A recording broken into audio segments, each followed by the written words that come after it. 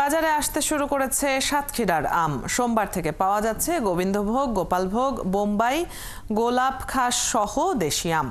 এরপর ধাপে ধাপে 5 জুন পর্যন্ত আসবে হিমসাগর, ল্যাংড়া ও আম্রপালি।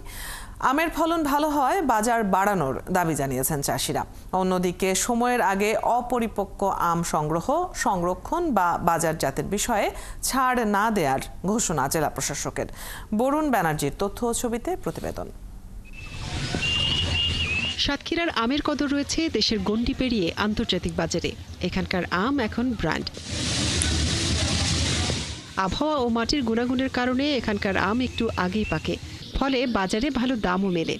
আম ক্যালেন্ডার অনুযায়ী 5 মে থেকে বাজারে পাওয়া যাচ্ছে গোবিন্দভোগ, গোপালভোগ, বোম্বাই, গোলাপ খাস ও দেশীয় বৈশাখী সহ নানা জাতের আম। এরপর পর্যায়ক্রমে আগামী 20 মে হিমসাগর, 27 মে ল্যাংড়া এবং 5 জুন থেকে মিলবে আম্রপালি।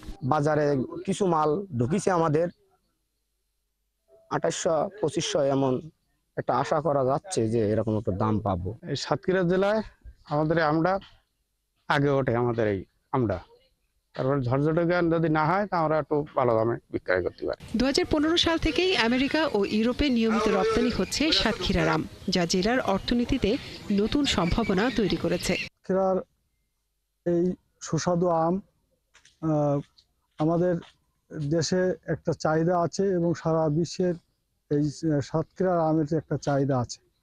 আমরা এই গোবিন্দভোগ সহ দেশীয় প্রজাতির আম আজ থেকে বাজারজাত করছি। আমরা মূলত এই আমটা ব্যাগিং করেছি। আমাদের আমটা বাইরে বিদেশে রপ্তানির জন্য এই ব্যাগিংটা করলে আপনার পোকামাকড় থেকে অনেকটা রক্ষা পায়, প্লাস এই আমটা একটা প্রাকৃতিক কালার আসে। আমাদের খুব অল্প কীটনাশক ব্যবহার না করলেও চলে এই ব্যাগিংটা করলে।